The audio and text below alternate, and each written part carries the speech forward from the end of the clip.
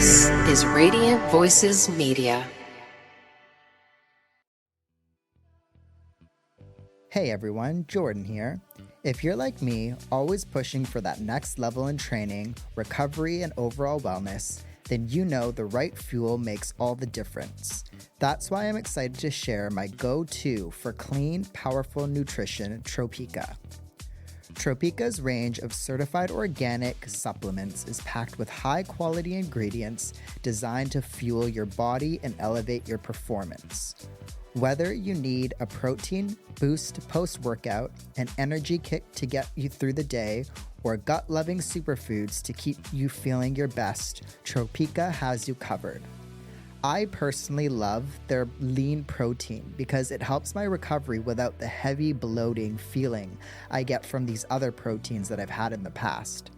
Plus, everything is free from artificial nasties, so I know exactly what I'm putting in my body. If you're ready to take your health and performance to the next level, check out Tropika today at tropika.com.au. And because I love hooking up all of my listeners, use code JORDSDAY10 for a special discount at checkout. That's JORDZDAY10 at checkout for a special discount. Fuel your body and power your life. Tropika has your back. Thanks, you all.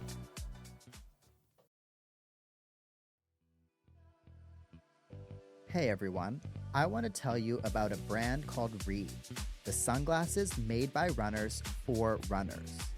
Born in Sydney, Re was built with one goal in mind, to create sunnies that actually keep up with you.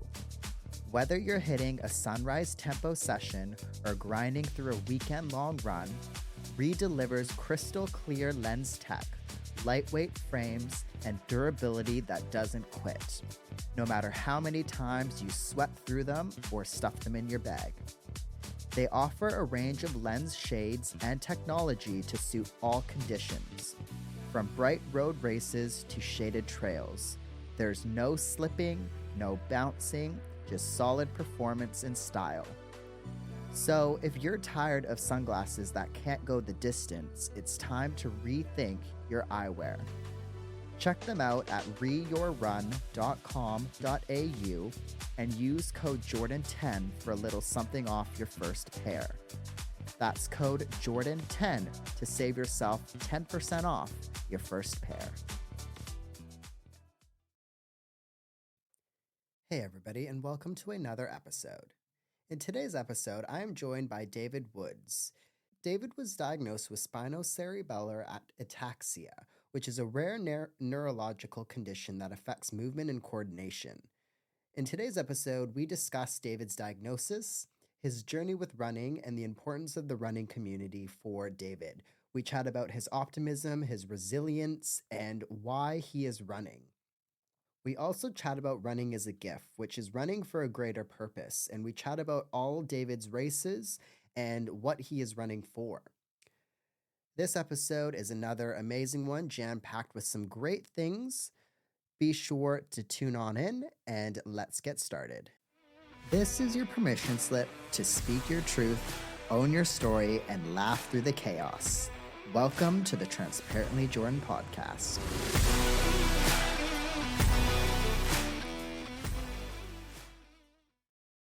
David, maybe if you don't mind just getting started by introducing yourself and letting everybody know who you are, and we can kind of go from there. So, obviously my name's David. So, my big thing is, I'm like creating like a running as a gift as my, because I'm like, very athletic and stuff. I've always grown up like enjoying sports and things like that. Played a lot of cricket and soccer and stuff like that. But since my diagnosis with ataxia, it's like it was more like my plane of movement kind of thing. It's like less of like reactive, I guess. So and that being like being athletic, I was like naturally it went towards like running and stuff like that. And with that, I love running because it enables me to like to a higher purpose as such. I'm not really a spiritual person, but so that always drew me towards that. But yeah, like I lived in the UK for about 5 or 6 years, and that's where my diagnosis came about. So it was kind of isolating and stuff because it was like, yeah, all my family and friends were like back in Australia and stuff like that. So yeah, it was like, yeah, I had a little bit of a support network with like people I work with and stuff like that. So, but yeah, that was kind of like, okay, defining moment coming back home and stuff like that. So, but yeah, like sports and I like music and traveling and stuff like that. So Yeah, yeah, sweet. And I yeah, think like the interesting thing about the running community is like, you have people from all aspects of life, and there's so many stories out there. So, that's why I wanted to have you on, talk about the ataxia and talk about the running as a gift and everything. yeah. So thanks for coming on about that. But essentially, maybe if you don't mind getting into like the diagnosis for people out there that might be something similar, because I, I mean, it's interesting that you were in another country with that diagnosis. What was all of that like? Because that can be isolating, like you were saying, and quite difficult. But how did that all kind of come to be? So it was basically um with work and things like that. I just noticed like it was a simple thing like running for the bus and being able to take off and stuff like that. Like as I said, like naturally, like growing up, it was like maybe I had this accident in the background and stuff like that, but it wasn't really prominent. And it was, yeah, as I said, like running for the bus, like being able to like explode off and things like that, and just little things like tremors in my hands and things like that. And I was like, okay, I need to see a doctor. So I got like an MRI scan, and it went from there. So I got diagnosed with that, and it was kind of funny because it was like, yeah, I got that in the UK, and I was like, when it happened at the time, I was like, okay, what the hell was this? So I was like, I never really heard of it before, and it was like, it is a rare condition and stuff like that. And the biggest thing is there's no actual like cure or medication I can take for it. So, and that was, yeah, I was like, okay, so naturally, when you get something like that, you're just like, okay, what's there must be a way around it. How do I make myself better and stuff like that? And I was like, okay, I can't really in the natural sense of thinking. So, and that's when I was like, okay, all right, I have to. When I came back to Australia, I got like a second diagnosis just to like confirm what I was, what I've been told and things like that. So, yeah. And then it was confirmed, and I was like, okay, all right, Right. what do I do from here? So, yeah. Yeah, because that's, I guess, like when you're in the conventional space, and they tell you that there's no cure or anything like that. Like, I assume that you've had to do a lot of your own research and a lot of your own kind of development there. What was your kind of journey like from that point? Like, what kind of things did you have to look into and look at? It was a poisonous thing because it's like, yeah, like Dr. Google and stuff like that. It's like, yeah. So like you see all these doom stories and stuff, like you just have to do your own research on like Google and stuff like that. So but yeah, there wasn't, I mean there was, in terms of like there was a, I guess, a charity and stuff like that in the UK, but there's not so much support in Australia with things like that. So conversely, I mean, you've got support with your family and friends and things like that, but you don't really have like people that are in the same boat as much in Australia. So obviously, because Australia's not as much as big a population as say UK or America or anything. So Right. yeah, So it is that rare then. yeah, Yeah. Okay. yeah, That's yeah. strange. Lucky me. Yeah. Yeah. Yeah. Wow. Okay. So what?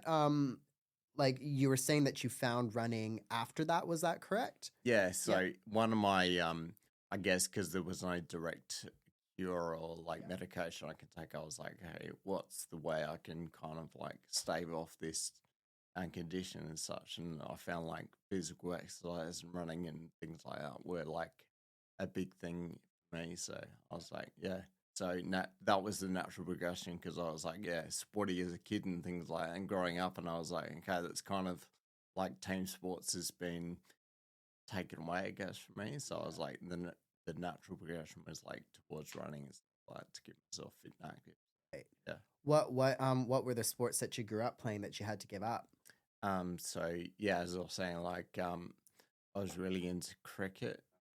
So I played a lot of cricket, like in high school, and I played like district as well. So I wasn't like in a, never destined to play for Australia or anything like that. So yeah, um, but yeah, so most of my, yeah, pretty much all my Saturday was taken up by like, traveling around, playing cricket and things like that. And then in the winter, I was like playing soccer as well. So yeah, to a lesser extent, it was like not all day, but it was like, yeah, playing for school in the mornings.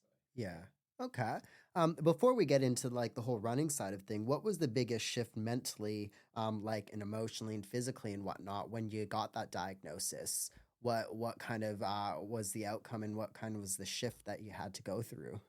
So the biggest thing I think is the mental capacity. It's just like, yeah, having that, because it's so easy to fall into like a negative mindset and like, just thinking, oh, what was me and things like that. So it's it's kind of, and that's the big thing about me, is like trying to find the positives in everything that happens. So I found that was the big way of like me, because, let's call it spade this way, my life sucks, so stuff like that. So yeah, it's just, yeah, finding the best thing in ways forward and stuff like that. So Yeah, okay.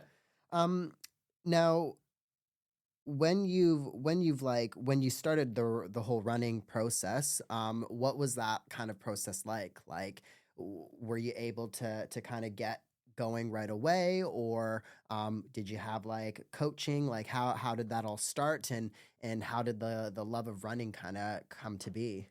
yeah, so it was, I guess, I don't want to pigeonhole everyone, but it's like, you kind of just start out on your own and stuff like that. And it's like the things like going, okay, I was speaking to Jason from Road Running the other week. I was like, yeah, it's like every time you like, okay, you start out running and you like, okay, I enjoy this, and then you go further and further, and then you get to it, you go a certain pace and you start going over hills and things like that. And then you're like, okay, no, my knee starts hurting or things like that. So it's the most common thing.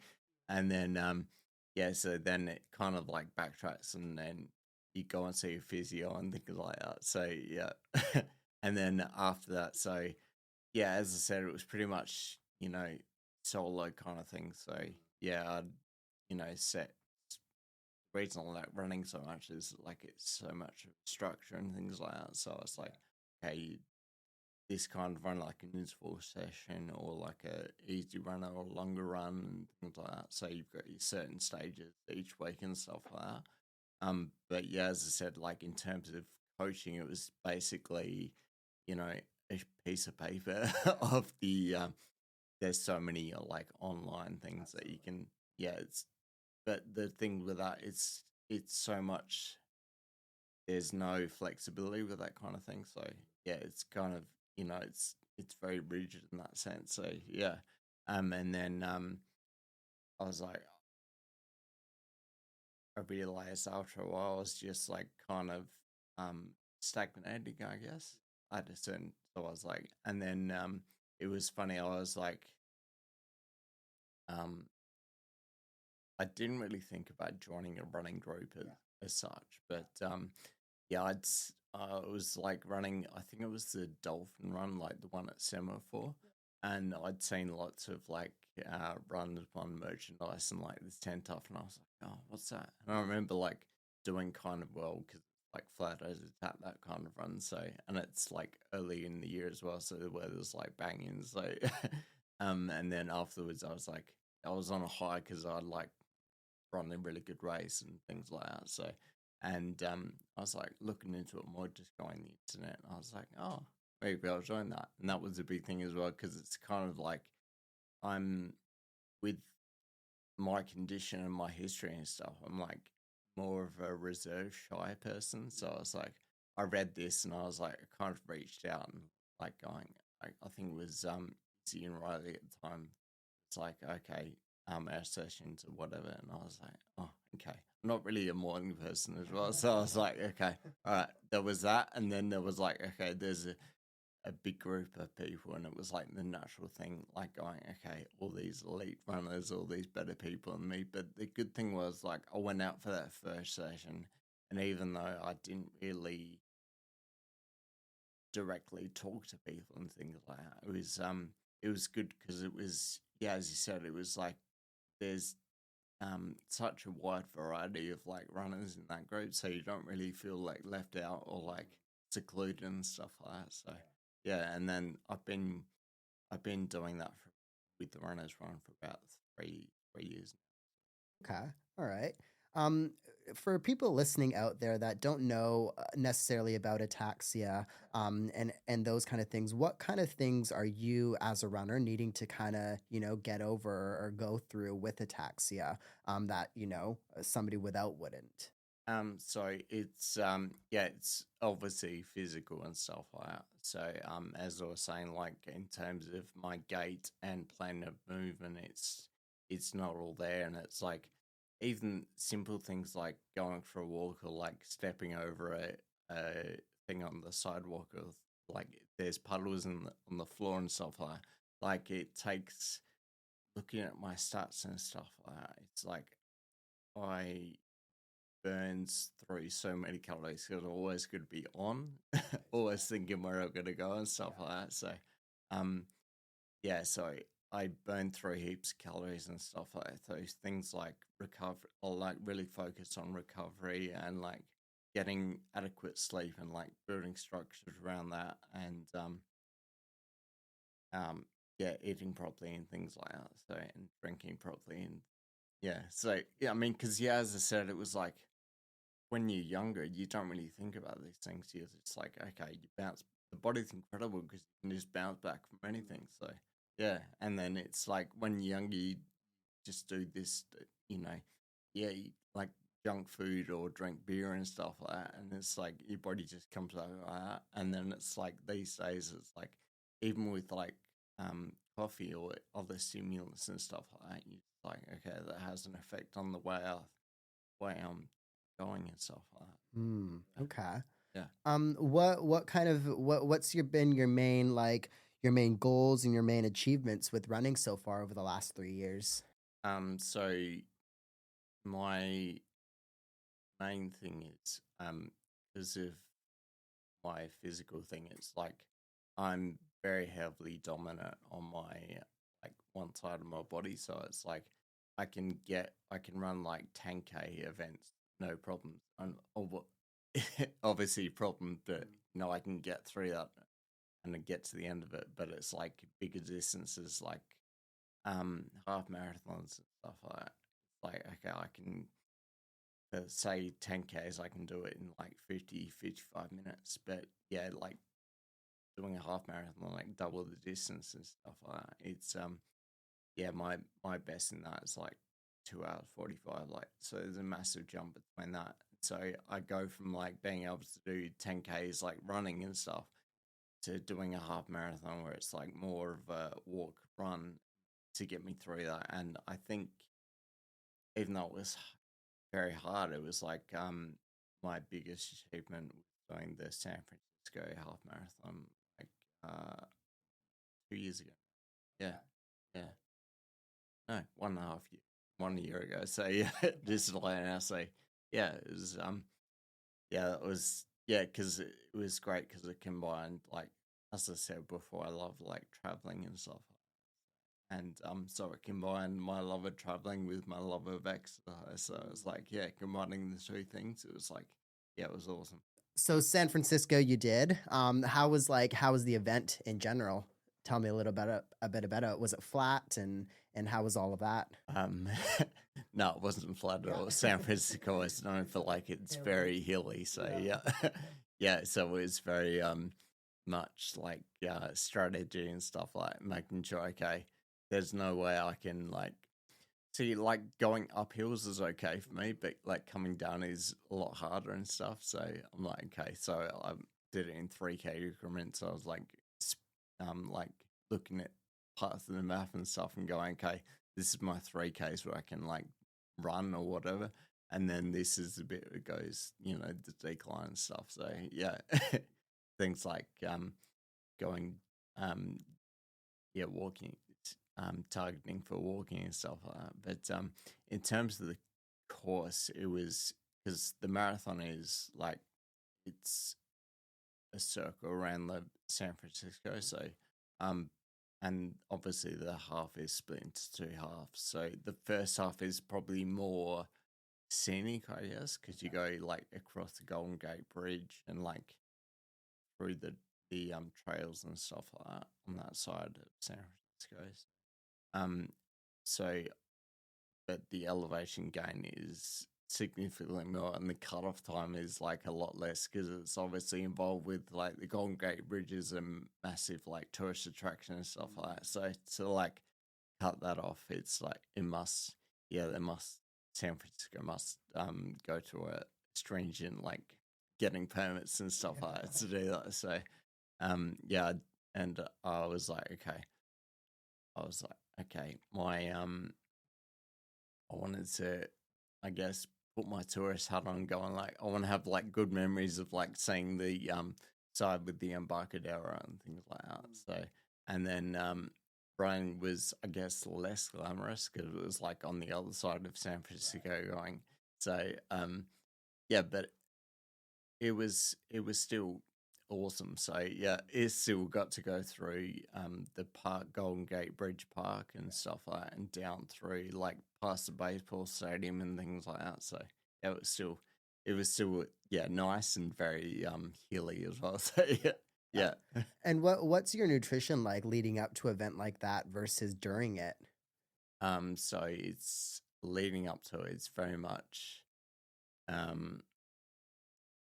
like carbohydrates and things like that. So big into rice and pasta and things like that. And I guess part of my condition is like I'm not very adept to like spicy foods or anything like that. So it's quite a boring diet and stuff like that. So and in terms of like during it, I carry gels and things like that to like sustain me, but it's like I don't really have them on a consistent basis because again, part of it is like um needing to go to the toilet and things like that. So it's like, okay, all right, it's kind of like detrimental because it's like I want to do this, but I don't want to waste my time lining up for toilets and stuff like that. So, um, yeah, and then I guess with like say like water station or aid stations, it's like I can't like run through them and grab a drink and stuff like that. Kind of like have to stop, compose myself, and so yeah. So I guess you've already alluded to a few things, but what other things have you had to adapt to when it comes to like training and racing, etc. with the diagnosis? So I mean, yeah, as was saying, like I'm very like dominant on one side of the body, so it's like about doing, I guess, strength and stretching exercises, like to try and like, I guess, balance myself out and things like that. So come race day or whatnot, I'm in the best shape possible, and it's very much focused on recovery and pacing and things like that. So just trying to get all my ducks in a row and like things like that. So yeah. Yeah, okay. So Yeah. then I guess I'm interested to maybe if you don't mind breaking down like what your training plan looks like when it comes to your runs, your strength, recovery and all of that. Yep. What kind of things are you having to focus or how many strength sessions, etc.? How many of this and that are you kind of getting up to in a week? Yeah. So I do so sorry to go back. I have a coach through Runners One as well, so it kind of writes on my program Tom. So he does that, and so I run about 3 or 4 times a week. So yeah, the Runners One session is 2 times a week. So it's the main interval session, and I try and do an easy run on like a Thursday, and a longer run on a Sunday as well. And then with that, I do like go to a boxing gym because it's great for like strength, and it's also good mentally as well. So like trying to piece everything together. So but I go there about 3 times a week. And then I do like Pilates as well, but it's very it's very it's not like I was talking to someone the other day, it's not like KX Pilates, it's not very intense or anything like that. So it's still like I still get the most out of it, but it's not like I'm out there going like, oh so yeah, I do that 2 times a week, and then I try to, like, if I run or if I go, to the boxing gym or whatever, I use a program called Dynamic Runner, and just do like the reason I like that, because there's like a set of stretches that goes for like 20 minutes or whatever, and like it guides you step by step. So yeah, I trying to do that. So whenever I go for a run or whenever I go to the gym or whatnot, so I feel like if I go to Pilates, like I get my fix, I guess, with like stretching from that. So yeah. When you first got your diagnosis, did you have to go through any like physio or anything back then? Um, yeah, and that's part of, I guess, my thing now. It's like I did go to a physio to like um for them to say, okay, what's the best way forward and things like that. So it's like what's beneficial for me. So things like Pilates is through a physio and like a physio center. So um and then so it's not really a set.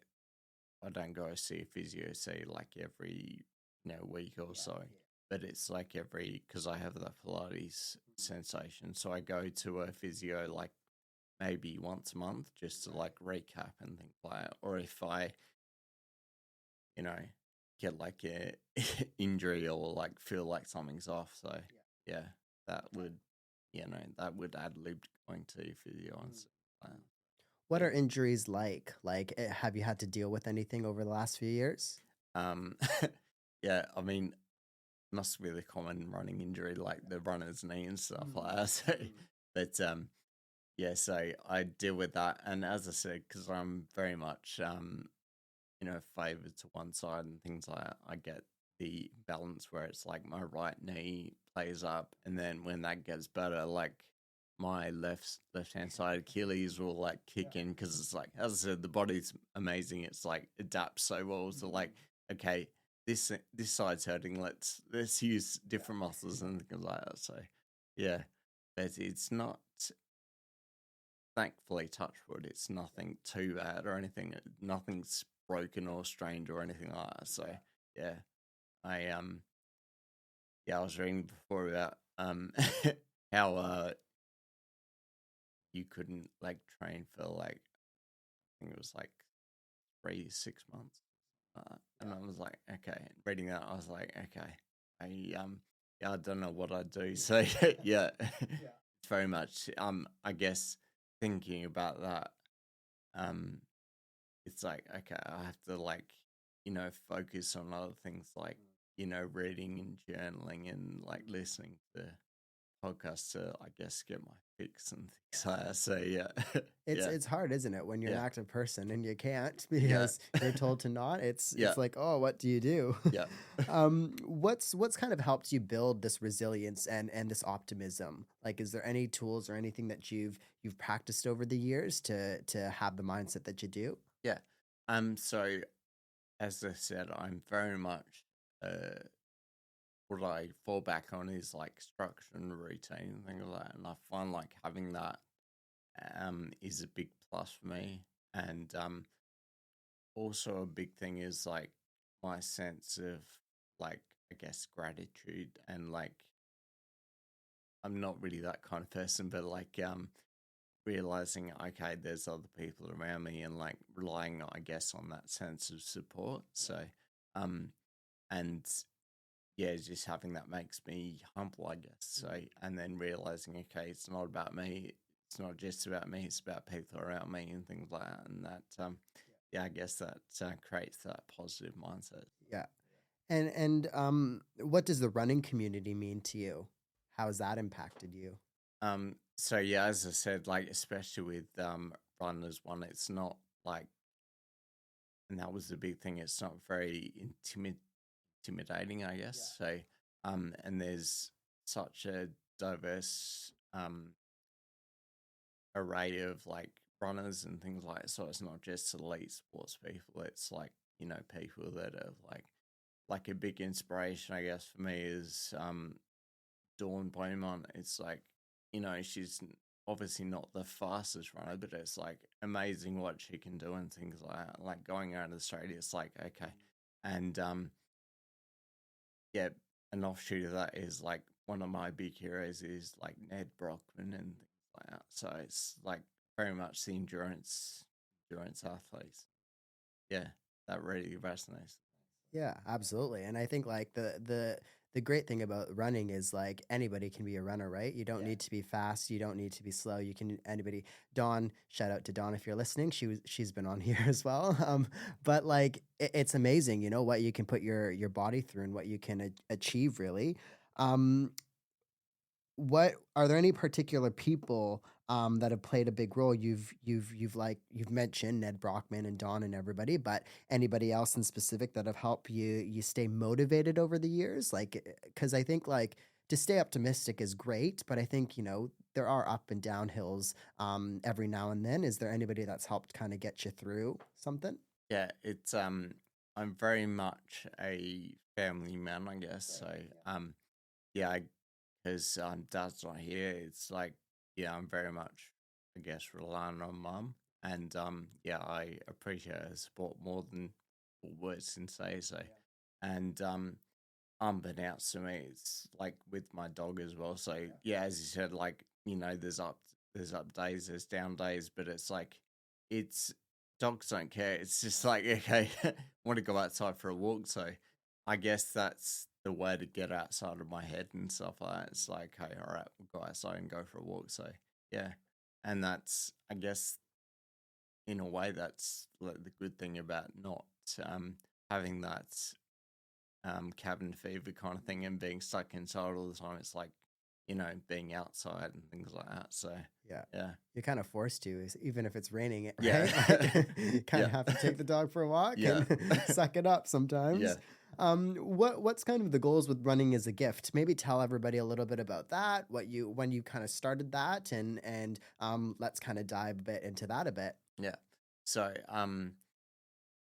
the whole reason I started that was, as I said, like I always, in, the reason I like running is because it enables me to run for a higher purpose or not for myself and things like that. So um so I've always been adept to like running for like raising money or like, you know, putting it towards charity and things like that. And that's a way of like going, okay, it's not just about me, it's for I'm running for other people and stuff like that. So and then the whole reason, so normally it's like, as an example, like for last year I was like put everything towards like running the 10K at the Melbourne Marathon Festival last year. But on the week, so it was like, it's funny, it's like everything was like built up towards that, and then the week of, it's like I did my back end and got like back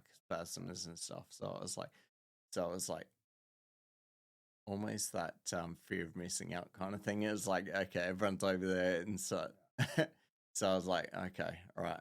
I got on the plane and like still managed to do the 5K event. So, but yeah, yeah, that kind of made me realize it was like, okay, everything's geared up towards one event. So um I need to, I thought, okay, let's spread the word, I guess. So, and then that's why I was like, okay, so this year I'll dedicate not just one event of, you know, what, however many events it is this year. So yeah, and so sorry, running as a gift like came about because of um something Brett mentioned and put when Bailey passed away. It was like created that scholarship fund and for the legacy of like of how running is a gift, and that made me thought, okay, that was a good like catchphrase I wanted to use, but it was like running is a gift because it's not just about physical exercise. It's about all the things that resonate with me about like structure and,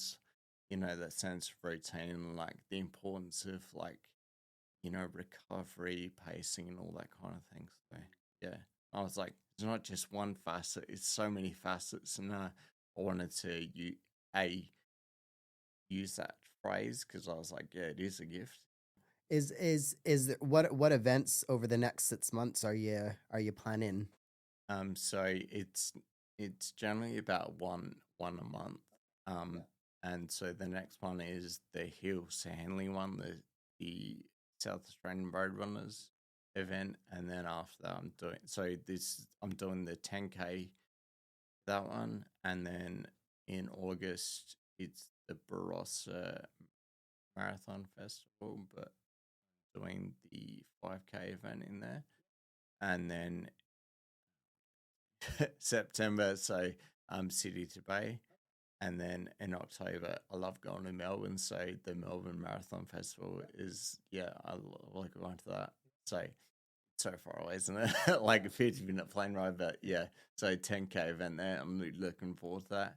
And then at the end of the year, I'm still undecided. I'm going to go. I've never been before, but Tasmania. There's a race called Point to Pinnacle, which is from Hobart up to the top of Mount Wellington, which is kind of intimidating. So yeah, the full. It's like it's a half marathon. Or there's another option that's called Point to Pub, which is a 10K thing. But yeah, so I've got to look into more like the elevation and stuff like that. So I think I've kind of like, going like, okay, it's a massive challenge, like that kind of distance. But yeah, add in the height and stuff like that. So yeah, I've got to look more into that. But the thing that's good it's on my side, I guess. It's so far away. It's like at the end of November. So Yeah. yeah, Wow. yeah, The way that time's going, it's coming up real quick, isn't yeah, it? yeah. What are some pieces of advice that you have for people out there that might be facing with a diagnosis, or because it can, I think, sometimes be quite like depressing, I think, sometimes in the beginning stages. But Yep. what kind of things or what pieces of advice do you have for people that are in those initial stages? Because you're quite optimistic yourself, and you've overcome some things, and I think other people, it's great to be in that mindset. So it's I'm not gonna lie, like when I first got diagnosed and stuff, yeah, I would have been one of those depressed people and like going, okay, what's the pathway forward, I guess. But Mm, I mean, I guess in that moment there's two options. You can either stay like in the cabin fever kind of thing, in the depressed state, mm, or you can go, okay, how do I kind of combat this disease? yeah. So it's about going, okay, it's not just a straight line, I guess. It's it's really like tuning into your body and going, okay, what what ways and what ways can I combat this? And the reason I'm so passionate about it, I guess, is like um things like exercise in the simplest form. So whether it's like, you know, walking the dog around the block or like going on a walk or anything, or Yeah. just going outside. So Yeah. um or you know, lighting things, or like just reading, or like Mm, listening to music. It's always about, I guess, what I'm trying to say. It's one thing. It doesn't matter how messy it is or like how bad it is.